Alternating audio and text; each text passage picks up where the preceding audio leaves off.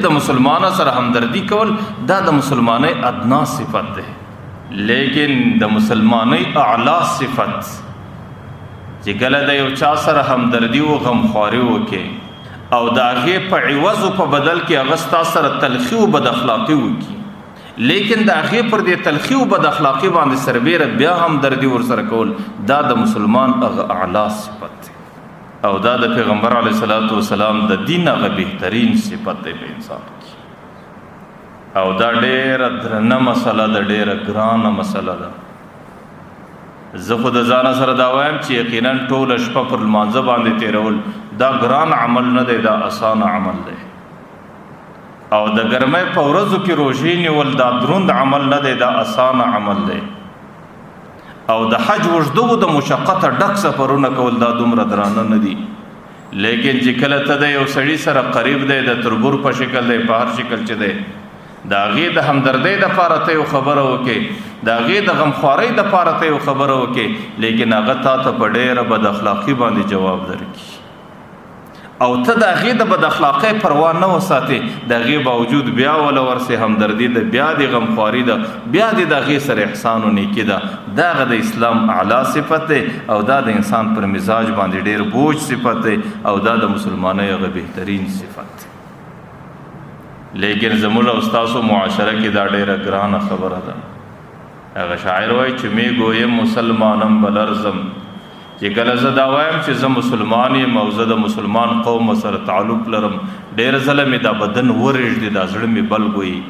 کې مې دانم مشکلات لا اله الا الله را چې د لا اله الا الله کلمه څومره مشکلات لري.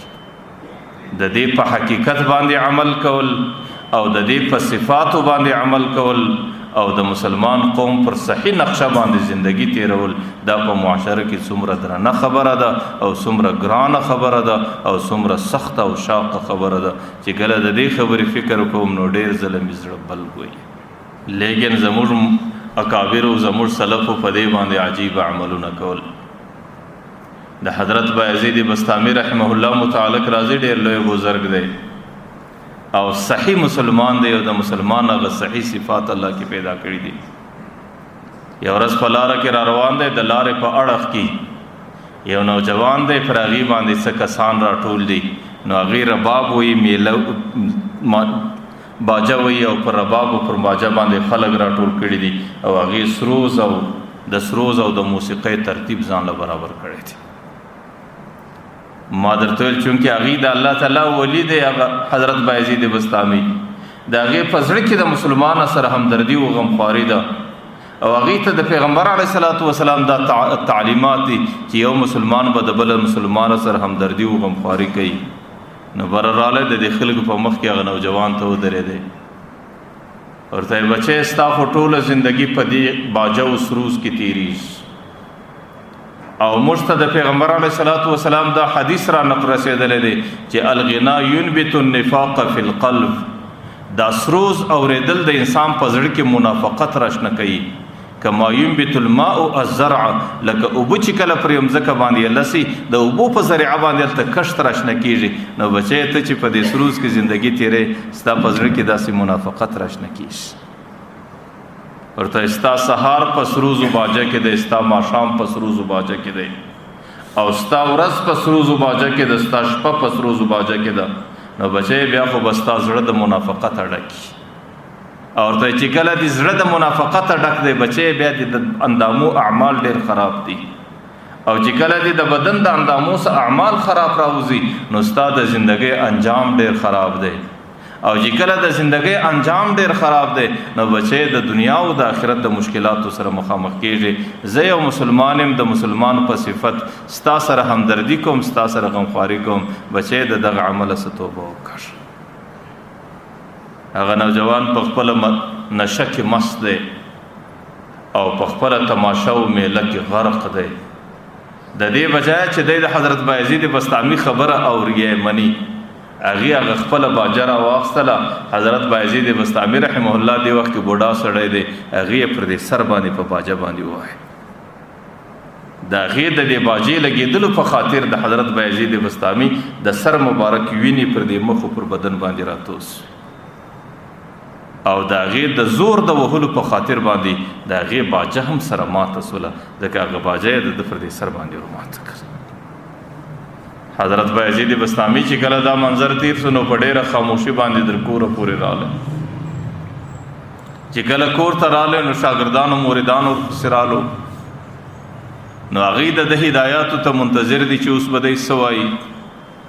نبره ورته بچانو تاسو ورسئ د بغداد په دې ښار کې چې کوم باجي اوس روزو خرڅوونکو والا دي هغې به یې 2 کسان مال را تلاش کړي. چې کله هغه شاګرد لاړی د دکاندارانو د باجیو د دې رباب خرڅوونکي 2 دکانداران دې راوستل،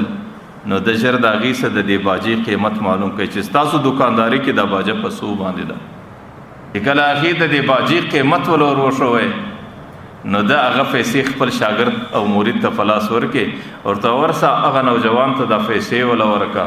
ورته ستا باجه ماته سوې ده او زما د دې خبرې په خاطر هغې ته مشقت او تکلیف رسېدلی دی او زما دپاره دغه نوجوانو څه معافي وغواړه. نو چې د کم چا په زړه کې د مسلمان همدردي،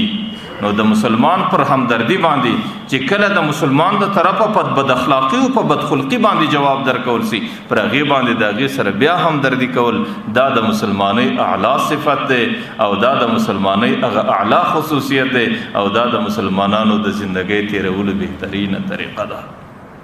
نو ځکه حضرت بایزید بسطامي رحمه الله د مسلمانۍ په دغه شعار او په دغه طرز باندې عمل کوي.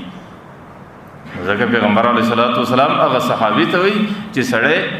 د مسلمان صفت دا دی چې د مسلمانو سره به همدردي کوي. دا د مسلمان ادنا صفت دی. اعلی صفت دا دی چې کله دغه مسلمان د طرفه بد اخلاقي وسوله دی به د هغې د بد اخلاقۍ جواب پر ښو اخلاقو باندې ورکوي او د هغې پر بد اخلاقي سربیره به هم د هغې سره همدردي کوي. نو چونکې هغه نوجوان ته دا خبره کول چې د سروز اورېدلو په خاطر باندې ستا په زړه کې منافقت راشنه کېږي، دا دغه مسلمانه سره همدردي و غمخواري وه. لیکن د هغې جواب هغه مسلمان په دومره بد اخلاقي باندې، لیکن د حضرت بایزید بسطامي رحمه الله د طرفه د هغې پر بد اخلاقي باندې د هغې سره نور همدردي کول، د هغې سره نور شفقت کول، دا هغه د مسلمان بهترین صفت دی. ځکه په معاشره کې د پیغمبر علیه الصلاۃ والسلام حدیث مبارک چې کله سروز اورېدل ډېر سي نو د انسانانو زړو کې منافقت